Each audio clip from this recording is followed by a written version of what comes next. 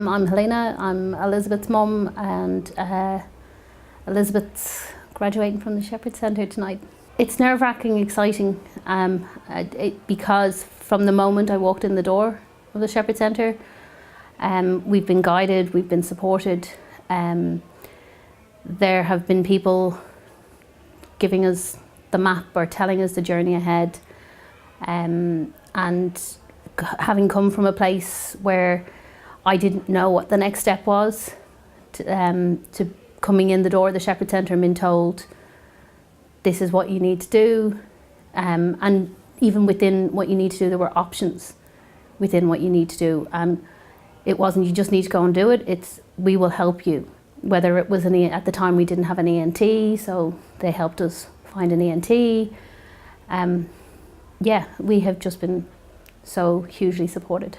I'm excited because I can confidently say Elizabeth is ready for school. She definitely would not have been ready last year. Elizabeth could have started school last year, age-wise, but this year, and it was with advice from our AVT and the team here that said maybe give her another year, because Elizabeth was late getting aided, late getting her cochlear implant and late starting sessions. It's been the best year. She is a different child. She will absolutely kill it in school. I'm confident she can walk in there, and she's confident thanks to the Confident Kid programme. She was diagnosed with hearing loss at 18 months, but we've known from the time she was 3 weeks, even though she passed the newborn hearing, that was always a potential for her to lose her hearing because of CMV. In terms of Elizabeth's future, I need to be negative, because at the time we were living in Ireland, and in Ireland there was no future. It hadn't been that many years since the School for the Deaf had closed. I knew people who were sent to the School for the Deaf, and that was still fresh in my mind. In unilateral hearing loss, the phrase I heard over and over was, sure, she's got one good ear, that's enough. I always wanted more, I fought for more, but it was exhausting and I kept hitting brick walls. I first heard about the Shepherd Centre when we moved to Australia in early 2016, and I remember my mother-in-law saying years ago, the first time they mentioned possible hearing loss for Elizabeth, she said, but sure, haven't Australians invented cochlear implant? And I cried, and I thought it was it was such an alien concept. But we came to the Shepherd Centre, and I walked in the door, and straight away I felt at home. My mum came to visit, and she said, it's like walking into your granny's. Everyone knew Elizabeth, everyone knew me, they knew her name. Even people who aren't involved with us knew us to say hello to, and had time to stop, and whether it was a couple of seconds or a minute, to talk to her. And Elizabeth was excited introducing my mum to them, and Mum was just blown away. And her initial, when we walked out the door, my mum just said to me, she goes, you'd never have that in Ireland. That is just amazing. She came to a session with us, and she came to talk together, and she just said, I'm so happy you guys are here. I'm so happy you found this place. At the moment, my niece is 1 year old, and they think she has hearing loss, and it terrifies me. My dad is absolutely terrified, because he now knows the other side of the coin. I think when we were living there, you assume your normal is everybody's normal, but we now know that other side of the coin is so much brighter, and that accessing services and accessing what we need is so much easier in Australia. So it terrifies me to think, because she will always struggle. You know, it's not there's no magic cures, but she is so much better. Her speech, her access to sound, and her confidence, and the same with the Off to School program. She is so ready to go. The thing that highlighted to me when Elizabeth was ready to go to school, I think they were in this room and we were watching kids. I'm trying to remember, was it Confident Kids or was it Off to School?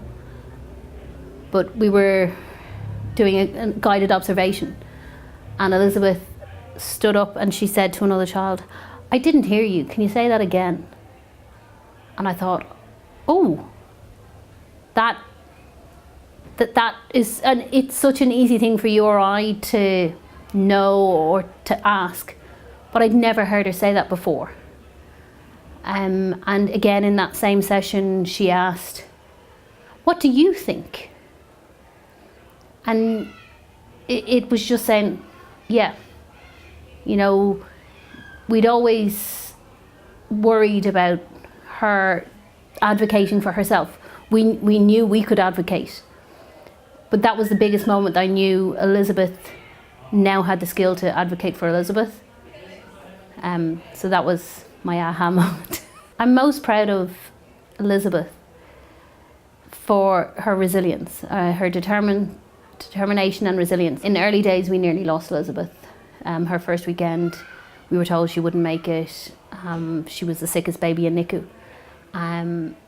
But she pulled through all of that, and no matter what diagnosis or what was said, at one stage we were told she would never see, never hear, never walk, never talk. Elizabeth